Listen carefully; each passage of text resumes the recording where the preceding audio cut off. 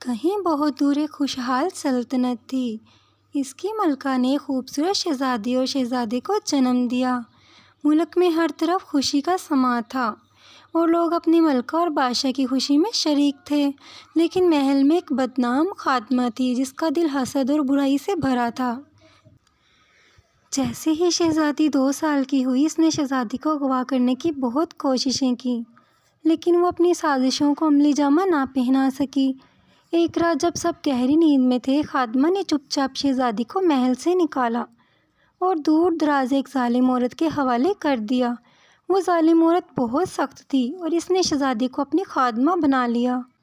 وہ ہر وقت شہزادی سے سارا کام کرواتی اور اسے سخت سزائیں دیتی۔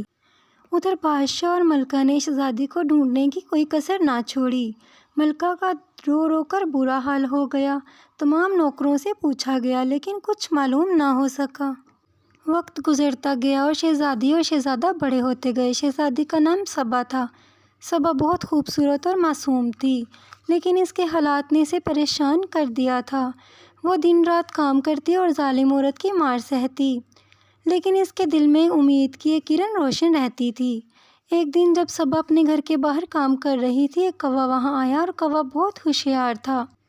اس نے صبا کی حالت دیکھ کر اندازہ لگایا کہ وہ کوئی عام لڑکی نہیں ہے۔ کوے نے صبا سے کہا، اے لڑکی، تمہیں معلوم ہے کہ تم اصل میں کون ہو؟ صبا نے حیران ہو کر کہا، نہیں، مجھے نہیں معلوم۔ کوا بولا، تم ایک شہزادی ہو۔ تمہارا تعلق ایک بہت بڑی سلطنت سے ہے۔ تمہیں واپس اپنے محل جانا چاہیے۔ میں تمہیں اور تمہاری سلطنت کو جانتا ہوں۔ بادشاہ اور ملکہ تمہیں بہت یاد کرتے ہیں۔ صبا نے کوے سے مدد کی درخواست کی، کیا تم میری مدد کر سکتے ہو؟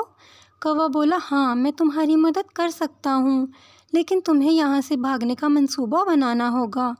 کوے نے کہا، اگر میں بادشاہ کو اطلاع دینے محل گیا تو مجھے اٹھتے ہوئے بہت دن لگ جائیں گے، اور تب تک یہ ظالم عورت تم سے کام کرواتی رہے گی۔ صبا نے اپنے دل میں ہمت پیدا کی اور کوے کے ساتھ بھاگنے کا منصوبہ بنایا۔ کوے نے اسے بتایا کہ رات کے وقت جب ظالم عورت سو جائے تو وہ بھاگ جائے۔ رات کو جب عورت گہری نیند میں تھی تو صبا نے اپنا سامان جمع کیا اور چپکے سے باہر نکل گئی۔ کوا اس کے ساتھ تھا اور وہ دونوں چل پڑے۔ وہ دن رات چلتے رہے اور ایک دن وہ محل پہنچ گئے۔ صبا نے اپنے محل کا راستہ پہچان لیا اور خوشی سے دوڑتی ہوئی اپنے محل کے اندر گئی۔ محل کے دروازے پر پہرے داروں نے اسے روکا، لیکن جب انہوں نے دیکھا کہ یہ وہی کھوئی ہوئی شہزادی ہے تو انہوں نے دوڑ کر بادشاہ اور ملکہ کو اطلاع دی۔ بادشاہ اور ملکہ نے اپنی بیٹی کو دیکھا اور خوشی سے ان کے آنسو بہنے لگے۔ انہوں نے صبا کو گلے لگا لیا اور اس کی کہانی سنی۔ بادشاہ نے فوراً اس بدنام خادمہ کو گرفتار کروا لیا اور اسے سخت سزا دی۔ شہزادی کے محل آنے پر وہاں بہت بڑا جشن ہوا۔ طرح طرح کے کھانے پکائے گئے اور ہر کسی کو کھانے کی دعوت دی۔ صبا دوبارہ محل میں رہنے لگی اور اس کی زندگی خوشیوں سے بھر گئی۔ اس نے کوے کا شکریہ ادا کیا اور اسے ہمیشہ کے لیے اپنے محل میں رہنے کی دعوت دی۔ یوں صبا نے اپنے خاندان کو حاصل کر لیا اور ان کے ساتھ خوشی خوشی رہنے لگی، اور اس کی کہانی ہر طرف مشہور ہو گئی۔ لوگ اس کی ہمت اور حوصلے کی مثال دینے لگے اور اس کی کہانی ہمیشہ کے لیے یاد رکھی گئی۔